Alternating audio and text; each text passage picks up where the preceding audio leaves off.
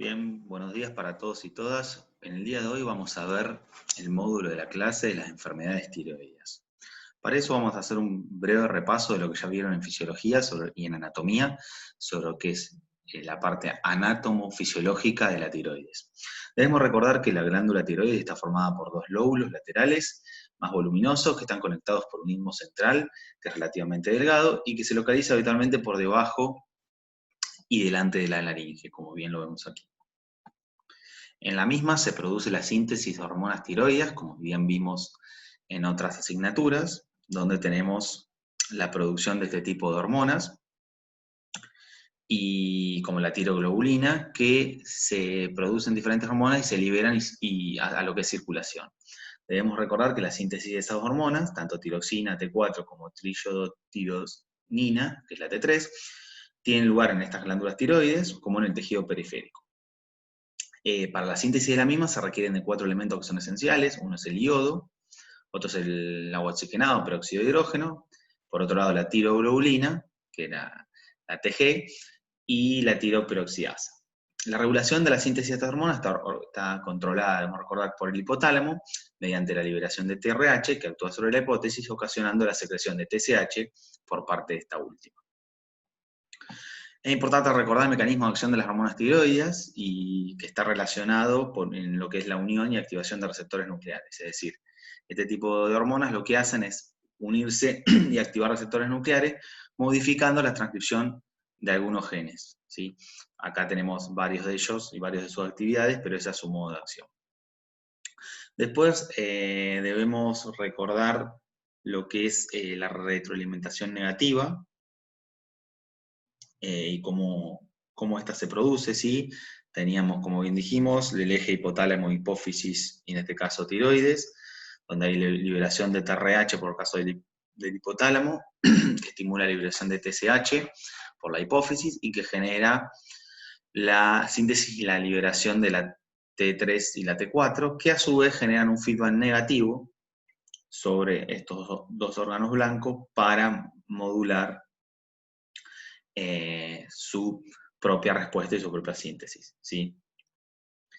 Todo a modo de repaso, recordar también cuáles son los efectos de las hormonas tiroides. Tenían efectos muy importantes, como estimulaban la termogénesis y el consumo de oxígeno, salvo en algunos tejidos, como era el cerebro, testículos y vaso.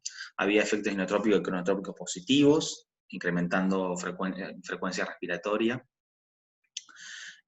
Por otro lado, participan en lo que es crecimiento y desarrollo, en lo que es sistema nervioso y esqueleto. Hay varios mecanismos que reflejan eso. Y también, bueno, tienen acción permisiva sobre otro tipo de hormonas, como por ejemplo el sistema nervioso simpático, aumentando el número de receptores adrenérgicos. Todas actividades muy importantes, por eso cualquier desbalance que se produzca en este tipo de hormonas obviamente generará desbalances sobre sus principales funciones. Por otro lado, es importante recordar el concepto de tasa metabólica basal, que es la energía necesaria para mantener las funciones básicas del organismo, y cómo esta tasa metabólica basal está modificada según el nivel de producción de hormonas tiroides. Acá tenemos un gráfico que muestra esta situación, donde tenemos niveles normales, niveles de hipertiroideos y hipotiroideos, respecto a cómo en un caso disminuyen y en otro caso aumentan la tasa metabólica basal en lo que es la relación de la producción de hormona tiroidea que se produce por día. Bien, hablamos un poquito de la normalidad. Es importante que empecemos a hablar de las patologías más estudiadas y más conocidas, más prevalentes. En el día de hoy vamos a ver los conceptos de hiper e hipotiroidismo, vamos a ver sus características clínicas, cómo se diagnostica uno y otro, y cuáles son las patologías más prevalentes dentro de cada subgrupo. Para eso vamos a arrancar con el hipertiroidismo, y debemos tener en cuenta el concepto de tirotoxicosis o hipertiroidismo, ¿sí? La tirotoxicosis es un estado hipermetabólico causado por una concentración circulante muy elevada de T4 y T3 libre. En general se conoce o se denomina hipertiroidismo porque está causado habitualmente por una hiperfunción de la glándula tiroidea. Pero hay ciertas enfermedades, en ciertas enfermedades el problema está causado por una secreción excesiva de hormona tiroidea preformeada, ¿sí? Como por ejemplo una tiroiditis, o por un origen que es extratiroideo, no por una hiperfunción de la glándula. Es por eso que en rigor de verdad el hipertiroidismo es una causa, aunque sea la más frecuente, de la tirotoxicosis. Haciendo esta salvedad, podemos utilizar de forma sinónima los conceptos de hipertiroidismo y tirotoxicosis, pero debemos tener en cuenta esta situación. Entonces, en el hipertiroidismo tenemos un aumento del metabolismo y una hiperactividad del sistema nervioso simpático. Las manifestaciones clínicas más importantes son varias, como lo que es la intolerancia al calor, la piel caliente y una mayor sudoración. Tenemos exoftalmia y estimulación simpática excesiva del músculo elevador del párpado. También puede haber hiperactividad, labilidad emocional, mayor motilidad intestinal, dado por el exceso de la actividad simpática, y manifestaciones cardíacas que son muy, muy importantes. Generalmente las personas con hipertiroidismo pueden tener aumentado el gasto cardíaco por aumento de la contractilidad y de las necesidades periféricas de oxígeno, ¿sí? Por eso es frecuente la taquicardia, las palpitaciones, la cardiomegalia. También son frecuentes las arritmias y sobre todo la fibrilación auricular. En especial esto último en los pacientes que tienen mayor edad. Bien, respecto al diagnóstico, bueno, vamos a diagnosticarlo en general por sus manifestaciones clínicas, que ya las revisamos anteriormente. Después se toman valores séricos, tanto de T4 libre, de TSH y anticuerpos anti-TSRH, o dependiendo de qué tipo de hipertiroidismo estemos hablando. Y después, muy importante, se hace una ecografía de tiroides para ver el tamaño y el aspecto de la misma. En ese caso, es importante tener en cuenta que dentro de ese diagnóstico se puede hacer un centellograma tiroideo, ¿sí? Utilizando pernectato y iodo reactivo. Acá vemos las imágenes.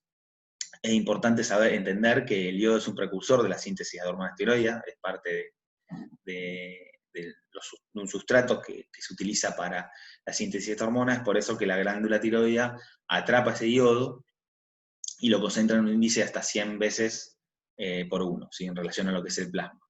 Entonces, de alguna manera lo incorpora a la hormona tiroidea con un proceso que se conoce como organificación. Es por eso que lo que hacemos es, como vemos en las imágenes, vemos glándulas tiroideas normales y nódulos calientes y nódulos fríos, tanto para cuando realizamos el ensayo de centellograma con pernectato a con iodo radioactivo. Para ese caso, es importante tener en cuenta que para uno lo que se produce, ¿no? En el caso del pernectato no se organifica ni se incorpora a las hermanas, en el caso del iodo sí se organifica e incorpora a las hermanas, por eso podemos usar uno u otro. Lo que es importante tener en cuenta es que justamente nos permite detectar nódulos fríos que no captan esa señal, o nódulos calientes que tienen hipercaptación, ¿sí? En este caso para determinar qué tipo de patología tenemos, si tenemos un aumento o una disminución, y para determinar si hay un hiper o un hipotiroidismo. Bien, para continuar vamos a empezar a describir las causas más importantes dentro de lo que es el hipertiroidismo, que es las más comunes, generalmente el 90% de los casos. Está la enfermedad de Graves, el bocio multinodular tóxico, que también se conoce como enfermedad de Plummer, adenoma tóxico, y también hay exceso de hormonas exógenas, ¿sí? Esas son las causas más comunes del hipertiroidismo. También hay causas raras, que son menos frecuentes y menos comunes, como la tiroiditis, que es una inflamación de la tiroides, que puede venir por causas diversas. Después hay carcinoma de tiroides hiperfuncionantes, que no lo vamos a ver en detalle. Un adenoma hipoficiario productor TSH. También tenemos exceso de ingesta de iodo, que también es un poco común, pero puede ocurrir y ya depende de las costumbres de alimentación y la cantidad de iodo, sobre todo que tenga el agua del lugar donde uno reside.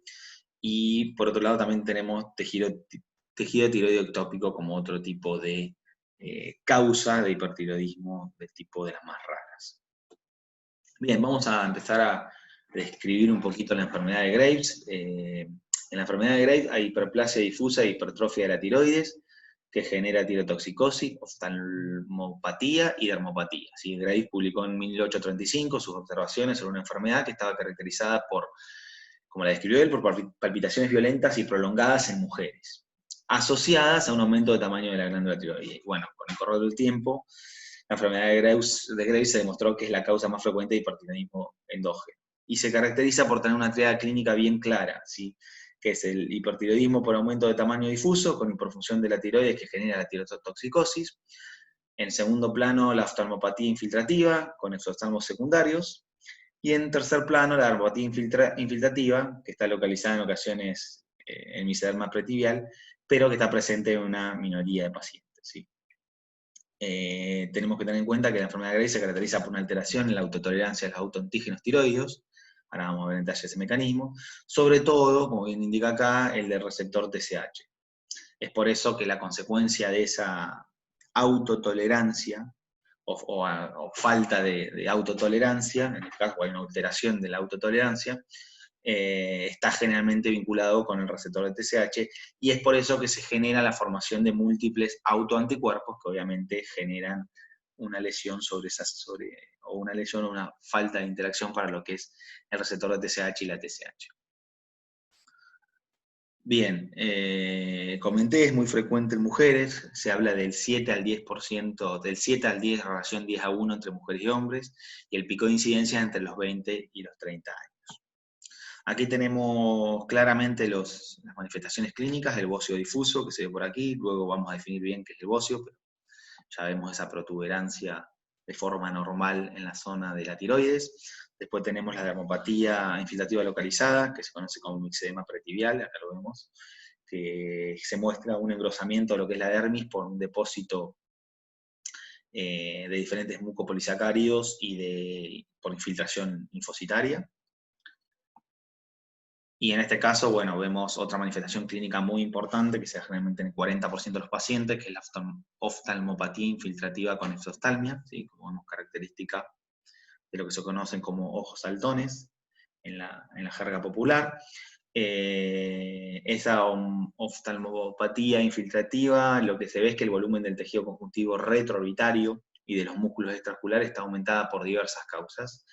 La primera es que tenemos células mononucleares, principalmente linfocitos, infiltrando ese espacio retroorbitario. También se ve claramente que hay un edema, hinchazón inflamatorio de los músculos extraoculares. Tenemos acumulación de diferentes componentes de la matriz extracelular, especialmente de diferentes mucopolisacáridos hidrofílicos, ácido hialurónico, condolinsulfato, entre otros. También tenemos un aumento del número de adipocitos, es decir, se desplazan del globo ocular hacia adelante, protuberando, y también pudiendo interferir con la función de los músculos extrínsecos. Ese proceso generalmente puede generar fibrosis en este tipo de músculos, el hecho de que se aumente el número de adipocitos y que desplacen el globo ocular hacia adelante.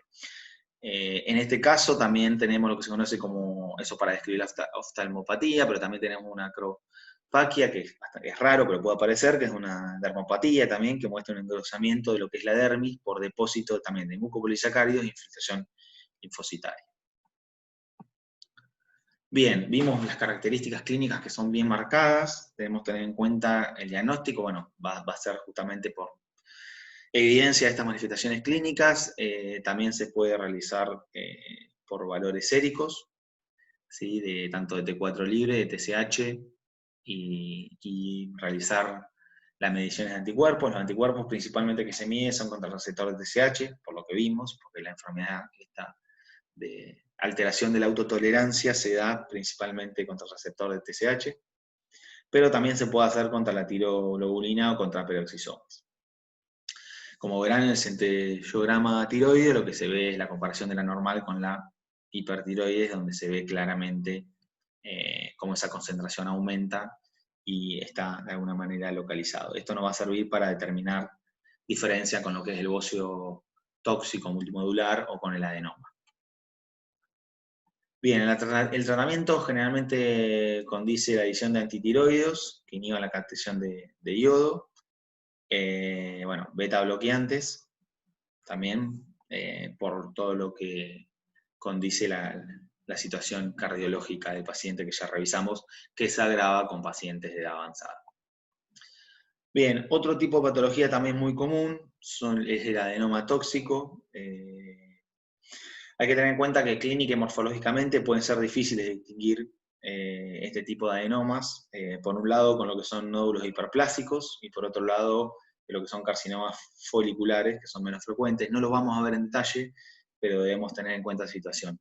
El adenoma tóxico es una neoplasia benigna del epitelio folicular, generalmente es una masa que crece en solitario, que generalmente no tiene demasiadas funciones, pero que produce hormona tiroidea de forma autónoma, ¿sí? Generando un adenoma tóxico y generando lo que ya vimos, que se conocía como tirotoxicosis. Generalmente son indoloros a la exploración física, pero si la masa es demasiado grande, o sea, si el crecimiento es muy grande, pueden generar dificultades para tragar. Es importante entender la patogenia del mismo. Se producen, hay una vía de señalización del receptor de TSH, que en este caso desempeña una función que es muy importante en la patogenia de los adenomas tóxicos, ¿sí? Porque hay mutaciones que son somáticas activadores, donde se produce una ganancia de función, como ya hemos visto para otro tipo de proteínas. Entonces hay una mutación somática activadora en uno de los componentes de señalización, que puede ser en la mayoría de los casos en el propio receptor de TSH, pero y también puede estar con menor frecuencia obviamente en la subunidad de la proteína G, que lo que hacen es, tanto por esa mutación en el TSH o en la proteína G, es generar una producción excesiva y crónica de AMP cíclico, ¿sí? Que es un mensajero que genera y confiere ciertas ventajas a la célula de crecimiento. Eso lo que provoca es una expansión clonal de las células epiteliales dentro del adenoma folicular, que hace que pueda producir esta adenoma de forma autónoma hormona tiroidea y provocar síntomas de un exceso tiroideo. Esa es la manera en la que se produce. Como les comenté, por una mutación somática activadora, mayormente en el receptor TSH, pero también puede estar en la proteína G, aunque se produce en menor medida. Alrededor del 20% de las adenomas foliculares debe quedar claro que tienen mutaciones puntuales en la familia de oncogenes RAS también, ¿sí? Hablamos de este tipo de proteína G, que ya la hemos visto en neoplasias, que por eso se confunde o comparte diagnóstico con los carcinomas foliculares, ¿sí? Porque también han sido identificados este tipo de oncogenes RAS en los carcinomas foliculares. Ese hallazgo hace que el diagnóstico pueda ser difícil de distinguir, porque también se ha planteado la idea de que muchos adenomas pueden evolucionar a carcinomas del tipo folicular. Bien, respecto a esto, es importante entender las características que tienen para diferenciar este tipo de adenomas con lo que son bóceo multinodulares, que lo vamos a ver ahora, que en el siguiente filmina, que contienen múltiples nódulos en la superficie de corte, ¿sí? Y que no comprimen el parénquima tiroideo y que no contienen una cápsula bien delimitada, ¿sí? Microscópicamente las células, en este caso, que se ordenan o se conforman en folículos que son uniformes, que contienen lo que se conoce como coloide. El patrón de crecimiento folicular dentro del adenoma es generalmente bastante distinto al de una tiroides no neoplásica, y eso es otra característica diferencial respecto de los bóceos multinodulares, ¿sí? En los cuales el parénquima tiroideo no está afectado. Otra cosa que también es importante es el estado de la integridad de la cápsula. Eso es muy importante. Todos los adenomas foliculares tienen la presencia de una cápsula intacta, bien formada, que rodea el tumor. Es por eso que la valoración cuidadosa y detallada de la integridad de la cápsula es crítica a la hora de realizar una diferenciación de los adenomas frente a los carcinomas o a otro tipo de daño que genere invasión capsular. En este caso, como se ve, el folículo es con coloide, en este caso la tiroides normal, y se ve la cápsula que no está afectada. Eso porque, como hablamos, es una lesión que es solitaria y esférica, ¿sí? Bien, para continuar, es importante entender que tenemos, como dicen de acá, ya lo habíamos visto, lo que es tiroides fría, por una disminución del TSH, y el nódulo caliente que genera una hipersecreción de T3 y T4, que se da en este caso, pero que es independiente de la TSH, no es como vimos anteriormente. ¿Sí? En este caso, la hipersecreción de T3 y T4 se da de forma independiente a lo que es los niveles de TSH. Bien, y para hacer la caracterización, acá tenemos nuevamente manifestaciones clínicas, como ya vimos. Se puede hacer una biopsia en exploración histológica para ver la integridad capsular, ya que hablamos de la valoración cuidadosa de la integridad de la cápsula. Cuando la cápsula está íntegra, se habla de un adenoma tóxico, y eso nos permite diferenciarlo de lo que son carcinomas foliculares, ¿sí? Después, bueno, podemos hacer mediciones de niveles séricos de TSH y T4 libre, y en el citosograma, fíjense cómo se ve de diferente respecto a lo que era un centellograma para, por ejemplo, la enfermedad de Graves, ¿sí? Hay una localización, una masa que es solitaria, que está alojada de esa manera con esas características particulares. Bien, la última patología que vamos a ver relacionada con el hipertiroidismo es el bocio multinodular. Para eso tenemos que entender primero qué es el bocio, cuál es la definición. Acá tenemos varias imágenes que son bastante claras. Realmente el tamaño, el aumento, el incremento de tamaño de la tiroides, o conocido como bocio, es una manifestación muy frecuente de los trastornos que son tiroides. Tenemos dos tipos de bocio: el bocio que es difuso, en la que no hay formación de nódulos, y el multinodular, en la que obviamente va a haber muchos nódulos, pero ambos reflejan un deterioro en la síntesis de hormona tiroidea, causada con mayor frecuencia por la deficiencia dietética de yodo, que se da generalmente en zonas donde el agua tiene muy poco nivel de yodo, relacionada con la cordillera, como puede ser el Himalaya o la cordillera de los Andes. Eso en general. El deterioro de la síntesis de la hormona tiroidea lo que hace generalmente es provocar un aumento compensador en la concentración sérica de TSH, que a su vez lo que causa es una hipertrofia y una hiperplasia de las células foliculares tiroideas, y en última instancia un aumento de tamaño macroscópico de la glándula tiroidea, ¿sí? Entonces lo que está produciéndose ahí es justamente eso: hay una baja en los niveles de T3 y T4, generalmente dada por la baja del yodo. Eso hace que se produzca un aumento compensador de la concentración sérica de TSH, en pos de normalizar esos valores, y es lo que causa la hipertrofia y la hiperplasia de estas células foliculares, y bueno, en lo que termina evidenciando la presencia de este bocio, que puede ser de diferente tamaño. Es importante entender que el aumento compensador de esa masa funcional corrige esa deficiencia hormonal en la dieta, que vendría a ser básicamente por el agua, y garantiza un estado metabólico eutiroide en la mayoría de las personas.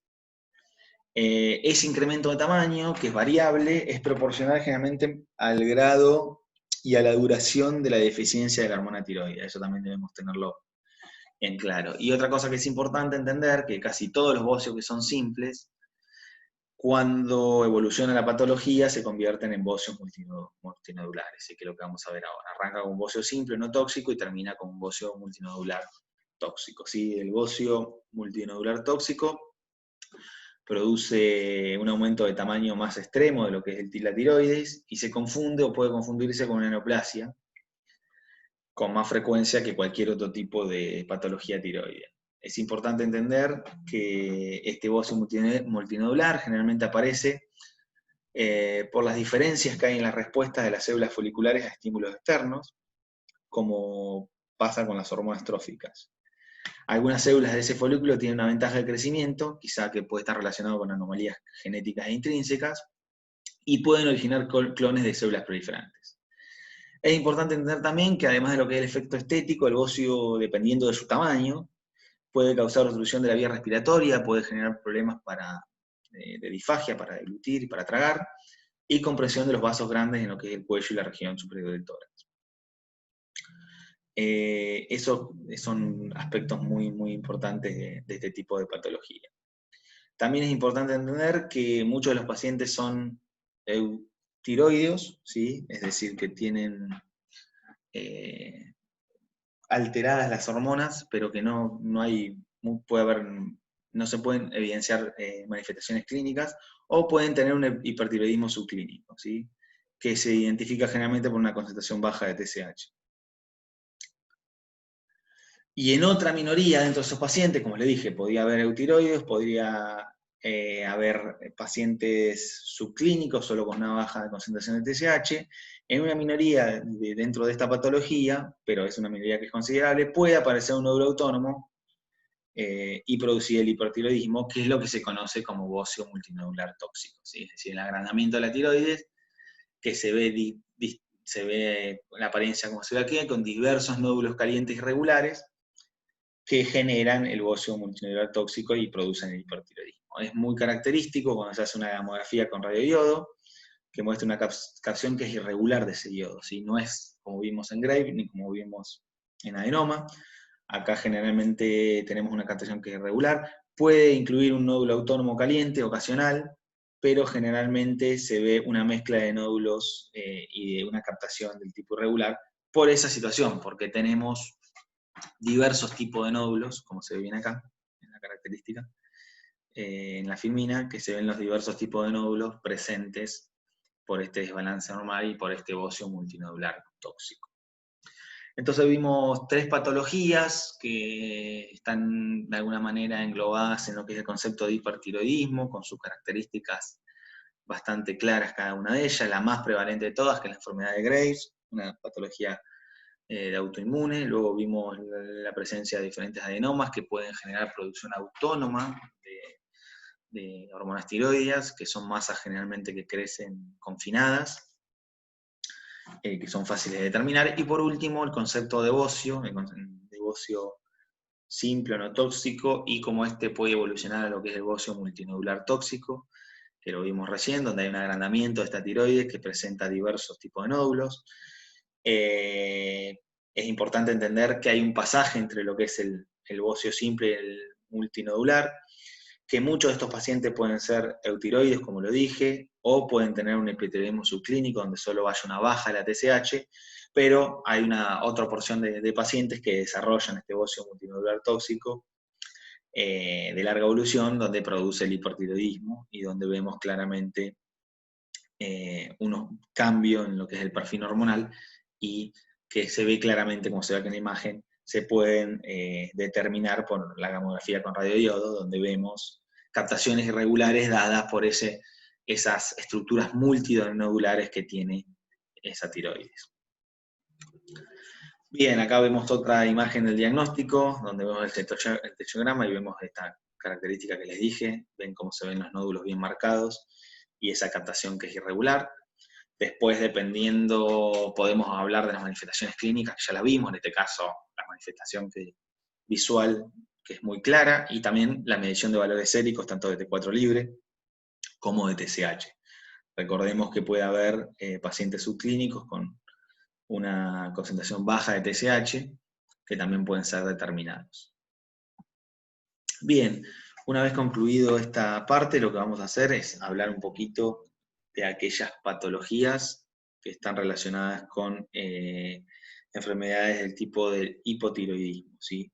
El hipotiroidismo debemos comprender que es un trastorno frecuente, ¿sí? Que en algunos cálculos se indica una prevalencia del 0,3% en la población mundial, mientras que la del subclínico se dice que puede alcanzar un 4%. Si hablamos que en este tipo de patologías hay mucha subclínica porque hay manifestaciones, hay mediciones del tipo serológicas o de actividad de proteínas, y aparte hay, como vimos en el diagnóstico, una visualización de cómo está la tiroides y cómo capta, por ejemplo, el yodo. Entonces tenemos una subclínica que suele ser bastante grande. También es importante comentar que la prevalencia del hipotiroidismo aumenta con la edad y generalmente es casi 10 veces mayor en la mujer que en el hombre, y que puede estar causado por un defecto en cualquier punto de ese eje que ya hemos visto y que hemos revisado de lo que han visto en fisiología, de lo que es el hipotálamo, hipófisis, tiroides. Y nuevamente se juega en el rol qué es lo que pasa en el eje. Generalmente el hipotiroidismo estamos del otro lado, a lo que vimos al hipertiroidismo, y vemos las cuestiones más bien contrarias. En este caso tenemos una disminución del metabolismo y una hipoactividad del sistema nervioso simpático. Hay manifestaciones clínicas generales y bastante claras, como la intolerancia al frío, la disminución del apetito, pero el aumento del peso, ¿sí? En este caso porque se disminuye el metabolismo basal, como habíamos visto anteriormente. La piel se encuentra fría y pálida, hay menor sudoración, se disminuye la actividad simpática, se ve la presencia de lo que se conoce como mixedema, que es la acumulación de sustancias extracelulares, como puede ser diferentes mucopolisacáridos, ácido hialurónico en la piel, en diferentes tejidos subcutáneos y en vísceras. Eso lo que hace es incrementar la osmolaridad celular y generar edemas, se ven edemas en diferentes porciones. También hay mucha fatiga, apatía, mentación lenta. Puede haber hipercolesterolemia, porque si bien hay disminución de la síntesis de colesterol, también hay una disminución muy grande de su excreción de la bilis, todo condicionado por la hipoactividad y la disminución del metabolismo, y en algunos casos, dependiendo de la gravedad de la patología, puede haber una alteración en lo que es el eje gonadal. Bien, yendo a lo que es el diagnóstico, nuevamente, en general, vamos a ver 2 tipos de patologías, las más prevalentes y comunes del hipotiroidismo. Tan muy importante en el diagnóstico valorar las manifestaciones clínicas. En este caso también se hacen ensayos de valores séricos de T4, de TSH, y se pueden medir anticuerpos anti-TG y anti-TPO, ¿sí? Generalmente están altos en pacientes con tiroiditis de Hashimoto, que vamos a ver cuál es. Se hace una prueba de TSH, que ahora la vamos a revisar en detalle, que es una prueba hormonal.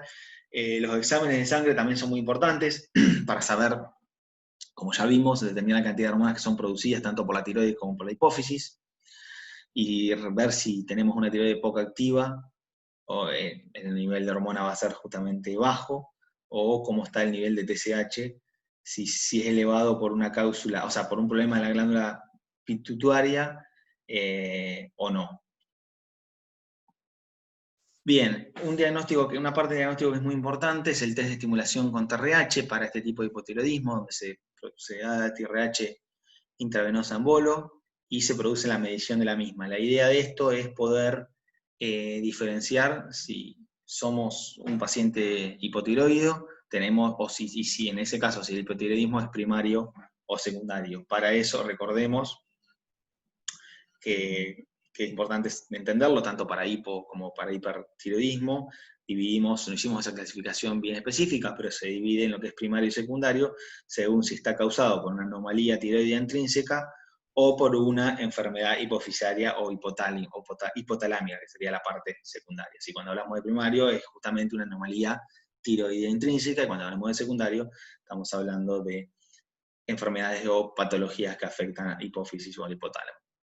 Bien, para ese caso lo que se hace generalmente se da, como les comenté, el estímulo de TRH, que se conoce como TRH ferring intravenoso, y bueno, esa dosis va variable. En niños generalmente se da una fracción respecto al peso, que es de 9 microgramos, y en adultos se da 200 microgramos por kilo, siempre teniendo en cuenta el peso de la persona.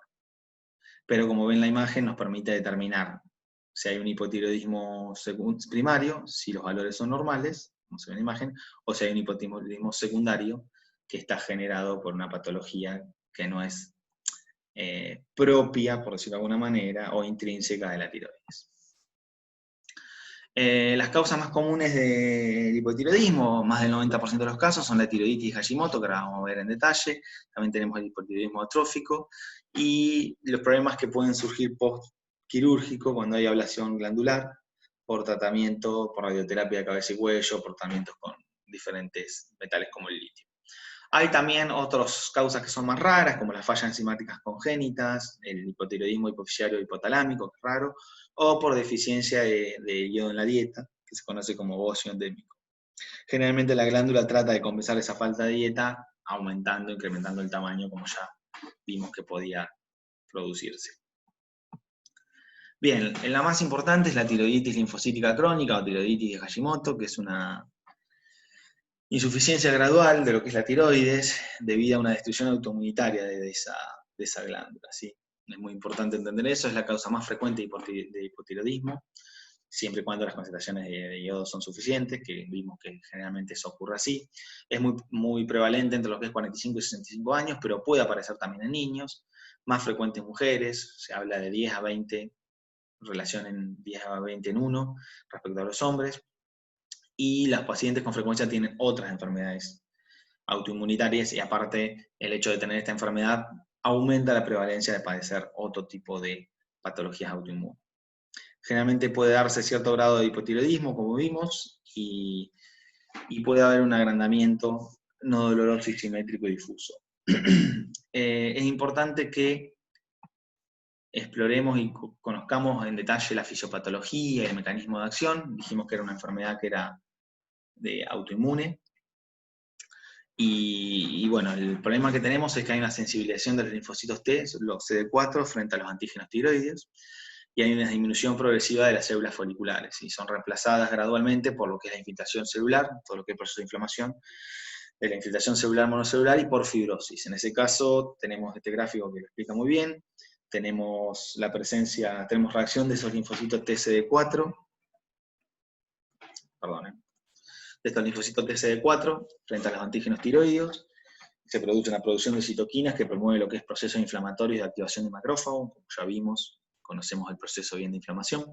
También tenemos, por otro lado, los linfocitos TCD8 citotóxicos que pueden reconocer antígenos en células foliculares, y obviamente generar una citotoxicidad mediada por células de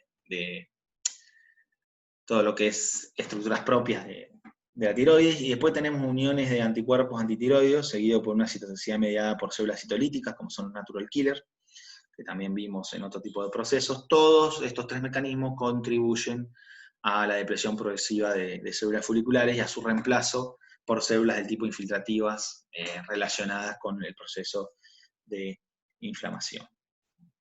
Como comenté, y al igual que en otras enfermedades autoinmunitarias, la tiroides Hashimoto tiene un fuerte componente genético, ¿sí? Es una patología autoinmune, pero tiene un fuerte sesgo genético. En lo que es la evolución clínica habitual del hipotiroidismo aparece generalmente de modo gradual, pero en algunos pacientes puede estar precedido por una tiroxicosis transitoria causada por la rotura de estos folículos tiroideos con lo que es la liberación secundaria de hormonas tiroideas, que se conoce como Hashimotoxicosis en relación a Hashimoto. Durante esta fase se genera una pequeña elevación de la concentración de T4 y T3 y disminuye un poquito la TSH, y además obviamente disminuye la captación de yodo radioactivo, pero cuando el hipotiroidismo se establece, porque eso es por un proceso muy, muy corto, y que se da porque se rompen de forma violenta y por tres mecanismos diferentes los folículos, pero cuando se establece el hipotiroidismo, luego de un corto tiempo, disminuye obviamente la concentración de T4 y T3 y se produce un incremento compensador de la TSH, que es generalmente lo que vemos en este tipo de patología. También, como ya comenté, estas personas que tienen esta patología tienen más riesgo de tener otras afecciones del tipo autoinmunes. El diagnóstico es por las manifestaciones clínicas, por los valores séricos, como hablamos recién, T4 libre, TSH y anticuerpos, con sus características, y el tratamiento generalmente, bueno, es la levotiroxina, que es la forma sintética de la tiroxina T4, es el tratamiento estándar. Sin embargo, bueno, también se comercializan extractos que contienen la hormona tiroide derivada de las glándulas tiroides, por ejemplo, de otros animales compatibles como son los cerdos. Bien, por último y para ir concluyendo, vamos a ver otra forma de hipotiroidismo muy conocida, que también es conocida como hipotiroidismo de la niñez o cretinismo, que aparece generalmente en lactantes o en la primera infancia. Se puede evitar si el hipotiroidismo se trata a tiempo, porque obviamente aparece a temprana edad, en algunos casos en lactancia, a otra temprana edad. Generalmente se origina por déficit de yodo en la dieta o por alteraciones congénitas, y tiene manifestaciones clínicas bastante características que están relacionadas con lo que es el deterioro del sistema osteomuscular y del sistema nervioso central, con retraso mental intenso. Pueden generarse rasgos faciales toscos, lengua sobresaliente y hernia umbilical. El grado del deterioro mental, en el caso del cretinismo, el hipotiroidismo de la niñez, está relacionado con el momento en el que se produce la deficiencia de tiroidea, durante el periodo intrauterino, ¿sí? Entonces eso puede estar de alguna manera agravado o no. Como verán, ya se los comenté, pero bueno, es parte de sus características, manifestaciones clínicas muy importantes. Se produce una alteración de lo que es el sistema ortoarticular, generando un retraso mental. Acá tenemos una foto de un niño con la patología en el lado izquierdo, y sin la patología normal en el lado izquierdo, con la patología en el lado derecho, donde vemos los problemas de articulaciones y osteoarticulares en las manos, y lo que vimos respecto a las facciones, a la lengua sobresaliente y al retraso mental intenso. Como les comenté, esta es un tipo de patologías de hipotiroidismo que está aplicado, que se ve generalmente a lo que son niños y lactantes, es la forma más común de hipotiroidismo, pero si la misma se detecta y se realiza el tratamiento a tiempo, puede ser soslayada. Bien, por último, son un cuadro comparativo de los efectos del exceso o déficit de las hormonas tiroides. Ya estuvimos viendo un poquito qué pasaba con el aspecto físico. Cuando hay exceso, en el hipertiroidismo había pérdida de peso con un apetito grande, piel caliente con una sudoración aumentada, podía haber bocio y signos oculares característicos. En la que es déficit o hipotiroidismo, generalmente había aumento de peso, piel fría y seca, cabello seco resquebrajado, mixedema, ¿sí? que era ese edema con depósitos de diferentes glucosaminoglucanos de la piel, como por ejemplo el ácido hialurónico. La actitud, en el caso del hipertiroidismo, había un paciente hiperactivo, hostil, desconfiado, con intolerancia al calor, sueño disminuido. En el caso del déficit o del hipotiroidismo había un paciente lentificado, con voz gruesa, en condiciones apáticos, deprimido, con el sueño aumentado, con una intolerancia al frío. Aparato cardiovascular, vimos los problemas que podía generar el hipotiroidismo, lo que es taquicardia, aumento de presión diferencial y en algunas ocasiones fibrilación auricular. En el caso del hipotiroidismo, generalmente hay bradicardia, disminución del gasto cardíaco y la velocidad de circulación de la sangre. Relacionado con lo que es la función neuromuscular, había debilidad muscular y adelgazamiento en la parte del hipertiroideo, y era una cosa que se podía compartir en algunos casos con lo que era el déficit, ¿sí? Pero en el déficit se sumaba algunos reflejos neuromusculares que estaban alterados, y la presencia del mixedema. Otras características importantes de los excesos de generación de hormonas tiroides estaban relacionados con el tránsito intestinal acelerado, disnea, y en el caso de las mujeres, alteraciones menstruales. Y el caso de lo que es la comparación con el hipotiroideo, justamente la presencia de lo contrario, había constipación, podría haber hipercolesterolemia, porque si bien había una disminución en la producción de colesterol, también había una disminución en su eliminación. Bien, con eso y con la bibliografía concluimos este sector, que es esta sección de clase relacionada a tiroides, a patologías de la tiroides, que se suma al módulo de patologías del sistema endocrino, como ya vimos, diabetes mellitus, obesidad, tiroides y todo lo que refleja al módulo de patologías suprarrenales.